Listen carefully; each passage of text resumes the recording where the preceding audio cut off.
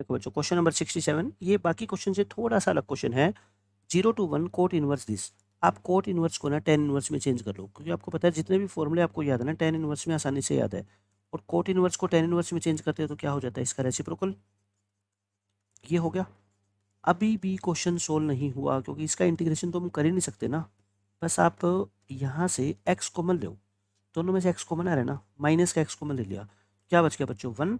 और यहाँ से क्या बचेगा आपका माइनस का एक्स, देख लो कोई मिस्टेक तो नहीं है, दोबारा मल्टीप्लाई करेंगे 1 minus x plus x square, ये आ गया।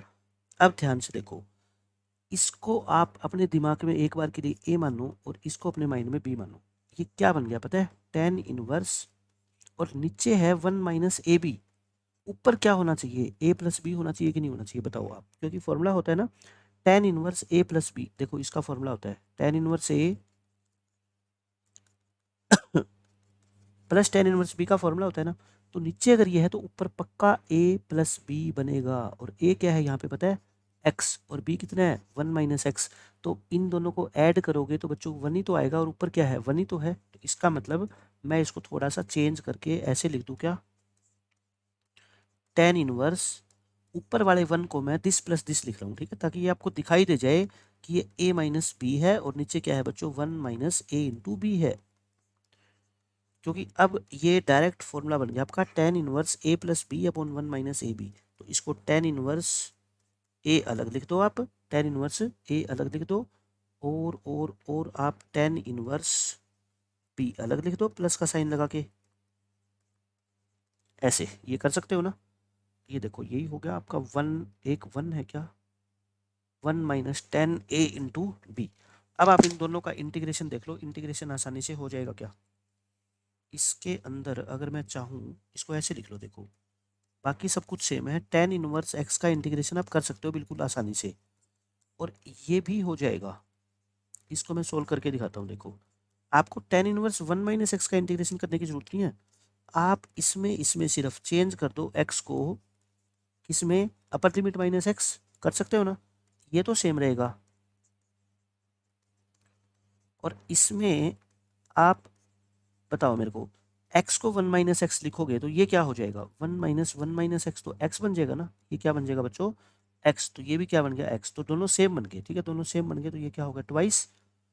अब आप खुद बताओ, क्या टेन इनवर्स x का इंटीग्रेशन सोल्व करके दिखाने की जरूरत है क्या, ये तो कितनी बार हम कर चुके हैं कि टेन इनवर्स एक्स का, साइन इनवर्स एक्स का, कोस इनवर्स एक्स का, इसको सेकंड फंक्शन को क्या माना करो बच्चों 1, और इंटीग्रेशन बाय पार्ट्स कर दो, क्वेश्चन सोल्व हो जाएगा। देखो मैं सोल्व करके दिखा देता हूँ थोड़ा सा।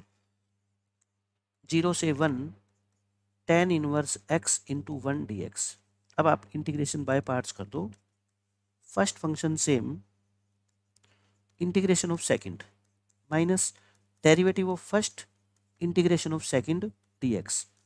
इसको मल्टीप्लाई करो 2x tan inverse x, limit वगैरह बाद में पुट करते रहेंगे, ठीक है, minus 2x upon 1 plus x square, नीचे फंक्शन ऊपर डेरिवेटिव, तो इसका इंटीग्रेशन क्या हो जाएगा बच्चों log of 1 plus x square, और लिमिट पुट कर दो। अब लिमिट कहाँ से कहाँ तक थी देख लो, सबसे स्टार्टिंग में 0 से 1, लिमिट क्या है बच्चों 0 से 1, पुट करो। आप पुट करो पहले 1, 2, टेन इनवर्स 1 क्या होता है बच्चों पाई बाय 4, 1 पुट करोगे तो क्या आएगा log 2, 0 पुट करोगे ये भी 0 होगा, ये भी 0, ये 0 क्यों होगा क्योंकि log 1 क्या होता है 0। आंसर कितना आ गया आपका पाई बाय 2 माइनस में log 2, ये इस क्वेश्चन का फाइनल आंसर है, ठीक है, पाई बाय 2 माइनस के log 2।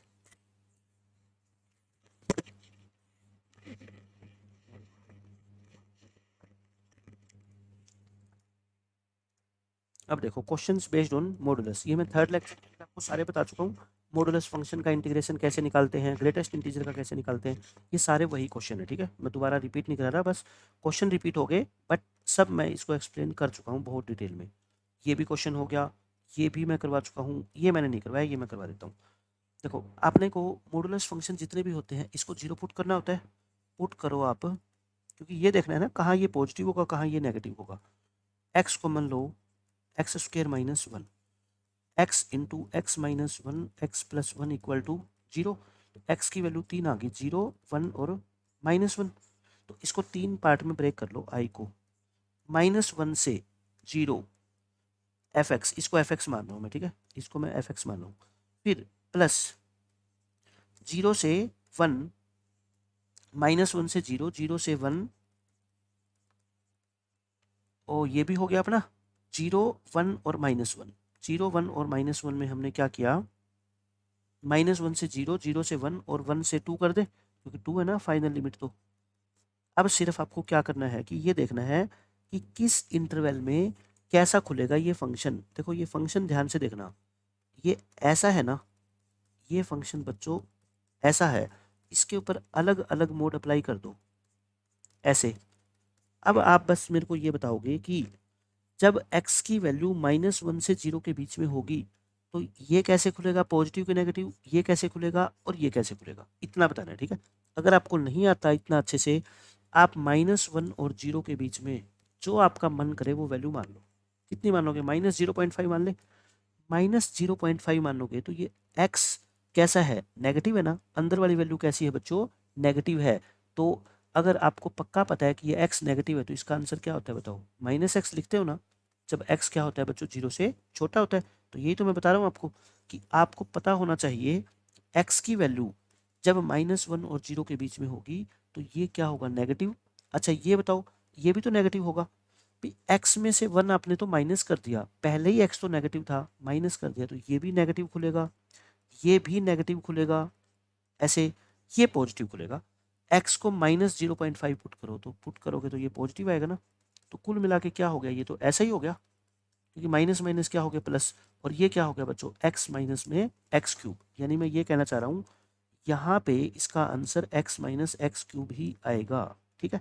ये अब बताओ 1 से 0 से 1 के बीच में, 0 से 1 के बीच में जो आपका मन करे वो वैल्यू मानो। 0.5 मान ले, बताओ 0.5 मानोगे बच्चों ये क्या आएगा, पॉजिटिव। 0.5 में से 1 माइनस करोगे ये क्या आएगा, नेगेटिव, और ये क्या आएगा, पॉजिटिव। तो कुल मिला के क्या हो गया, नेगेटिव हो गया ना, नेगेटिव खुलेगा। पूरा फंक्शन क्या है, एक्स क्यूब माइनस में एक्स, सॉरी मैं ये गलती से x माइनस एक्स क्यूब लिख गया ना, ये भी क्या लिखो आप, एक्स क्यूब माइनस एक्स लिख दो, ठीक है। ये और ये हो गया। फिर 1 से 2, 1 से 2 के बीच में कोई वैल्यू मान लो 1.5, ये तीनों क्या है बच्चों, पॉजिटिव। तो सारा ही फंक्शन पॉजिटिव खुलेगा, कोई प्रॉब्लम ही नहीं है। बस अब आपको क्या करना है, इंटीग्रेशन करना है तीनों का। इंटीग्रेशन तो सेम आएगा, इंटीग्रेशन तो एक्स क्यूब का x4/4, एक्स का x²/2, -1 से 0, और इसका भी ये माइनस को बाहर कर दो, x4/4 माइनस x²/2, 0 से 1, और x4/4 माइनस x²/2 और 1 से 2। बस इंटीग्रेशन की लिमिट पुट करके और आंसर आपका आ जाएगा। क्वेश्चन नंबर 75, ये देखो ये बहुत अच्छा क्वेश्चन है। इसमें आप है ना बच्चों सेपरेट डिवाइड कर दो, x को तो अलग डिवाइड कर दो। देखो इसका लॉजिक बताता हूँ मैं आपको क्या है ये, x को अलग डिवाइड करो इससे, और मोड ऑफ x +1 को इससे अलग डिवाइड कर दो। ये फंक्शन, पहले फंक्शन को कोड से देखो, ये पूरा फंक्शन पता है कैसा है, ओड है बच्चों। क्यों है ओड, क्योंकि ऊपर तो नेगेटिव हो जाएगा, नीचे कोई फर्क थोड़े पड़ेगा ना, तो इस पे फर्क पड़ेगा, ये मोड में है। ये फंक्शन ओड है, लिमिट -1 से 1 है, तो इसका आंसर तो क्या आ गया, 0। अच्छा इसको देखो ध्यान से, अब ये नीचे, अच्छा x² को आप चाहे मोड x² लिख दो, भाई मैं इसके आपको फैक्टर बना के दिखाता हूँ। इसको चाहे आप मोड x² लिख दो, x² मोड x² में कोई फर्क थोड़ा ही है, ठीक है। ये हो गया, मोड x को एक बार के लिए आप y मान लो, ये लो ऐसे।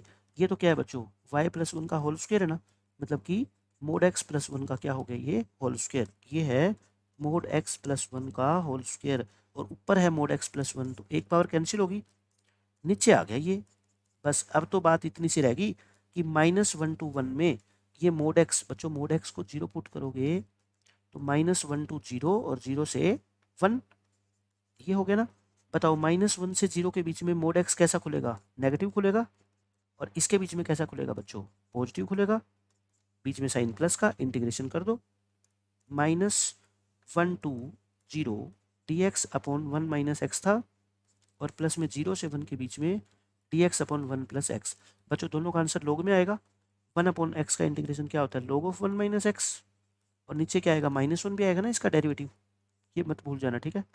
और इसका आंसर क्या आएगा, log of 1 + x, और लिमिट क्या है 0 से 1, लिमिट पुट कर दो, 0 पुट करो, एक्स को बच्चों 0 पुट करोगे ना तो log 1 आएगा, और log 1 क्या होता है पता है? 0।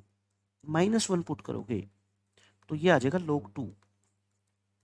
अब 1 पुट करोगे तो आ जाएगा log 2, और -0 पुट करोगे तो क्या आ जाएगा? log 1 0 होता है। तो ये क्या आ गया बच्चों आपका? log 2 प्लस में log 2, यानी कि 2 log 2। हो सकता है ऑप्शन में आपको 2 log 2 मिल जाए, या हो सकता है log 4 मिल जाए, क्योंकि इस 2 को हम इस 2 की पावर कर सकते हैं ना, तो दोनों ही आंसर पॉसिबल है। ठीक है, इस क्वेश्चन का फाइनल आंसर आपका आएगा 2 log 2, 2 log 2।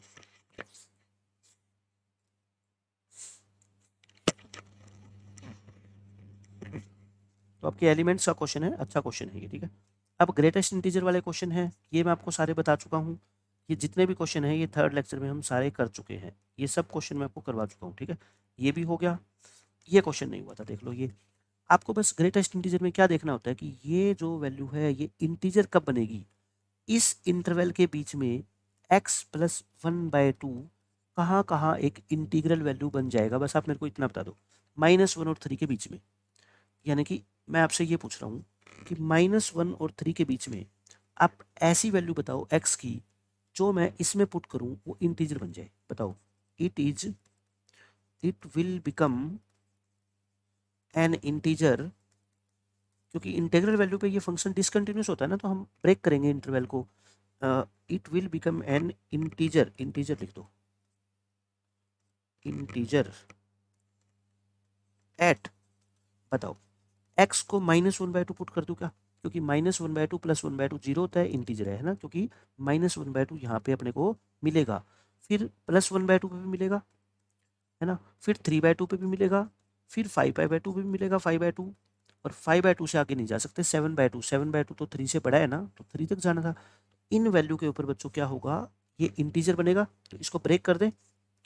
-1 से -1/2 ये हो गया, प्लस -1/2 से 1/2, और 1/2 से 3/2, और 3/2 से बच्चों कितना? 5/2। अब ये मत समझना ये तो क्वेश्चन बहुत बड़ा बन गया, क्वेश्चन है छोटा। ये हो गया, और सबके बीच में क्या लगा दो? प्लस के साइन। अब बस आप ये बता दो मेरे को, -1 और -1/2 के बीच में जो भी आप वैल्यू पुट करोगे ये क्या बनेगा? आप कोई भी एक वैल्यू पुट कर लो। -1 और -1/2 के बीच में आप बताओ क्या वैल्यू ले? इनके बीच में -0.6 ले ले, माइनस के 0.6 प्लस 1/2, यानी 0.5 माइनस 0.6 -0.1 हो गया। तो इसका GIF कितना होगा बच्चों? -1 होगा ना, तो यहाँ क्या लिख रहा हूँ मैं? -1 लिख रहा हूँ। ठीक है, -1/2 और 1/2 के बीच में कोई वैल्यू लो, कितनी लोगे बताओ? 0.4 ले ले। 0.4 और 0.5 को ऐड करोगे बच्चों 0.9, तो ये 0 ही बनेगा। ऐसे आप समझ गए? पहले -1 फिर 0, एक एक बढ़ता जाएगा, फिर क्या बनेगा? 1, फिर क्या बनेगा? 2, और फिर क्या बनेगा बच्चों? 3। बस आपका आंसर आ गया। -1 upper limit minus lower limit, minus minus क्या हो जाएगा? प्लस। ये तो 0 ही है। 1 upper limit minus lower limit, 2 बाहर upper limit minus lower limit, और 3 बाहर upper limit minus lower limit. देख लो क्या आंसर आ गया सोल्व करके। ये कितना आ गया बच्चों? 1/2, और माइनस करोगे तो कितना आ गया? -1/2। ये आ गया 1, और ये आपका आ गया 2, और ये आएगा बच्चों 1/2, यानी कि माइनस के 1/2, ये प्लस के 1/2 हो गए, +2 और प्लस के 3/2, तो 2 ये हो गया, 2 ये हो गया। कितना आंसर आ गया आपका? 4। फाइनल आंसर आएगा बच्चों इसका 4। ठीक है, ये हो जाएगा। अब ये क्वेश्चन देखो, इसमें भी आपको इवेल्युएट करना है log of greatest integer x। तो ये कहाँ कहाँ पे इंटीग्रल वैल्यू पे क्या होता है? डिसकंटिन्यूस होता है फंक्शन। आई क्या बन जाएगा? 1 से 4 को 1 से 2, 1 से 2, मैं एक बार ऐसे ही लिख रहा हूँ। ठीक है, फिर 2 से 3, और फिर 3 से 4। अच्छा, अब आपको पता है जब GIF आता है ना, तो आप 1 से 2 के बीच में कुछ भी वैल्यू पुट करोगे तो ये पूरी चीज़ क्या बनेगी बताओ? 1 ही बनेगी ना।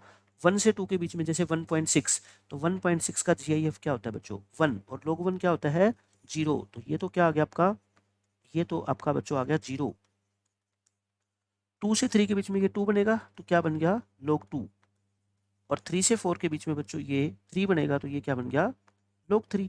बस इस ये तो कांस्टेंट है ना, इसको तो बाहर निकालो log 2 को, और upper limit minus lower limit. log 3 को बाहर निकालो, upper limit minus lower limit, तो क्या आ गया आपका आंसर, log 2 प्लस में log 3। log की प्रॉपर्टी लगाओ, log 2 इंटू 3 यानी कि कितना आ गया बच्चों, log 6। log 6 इस क्वेश्चन का आंसर है। क्वेश्चन नंबर 83 देखो, बहुत अच्छा क्वेश्चन है।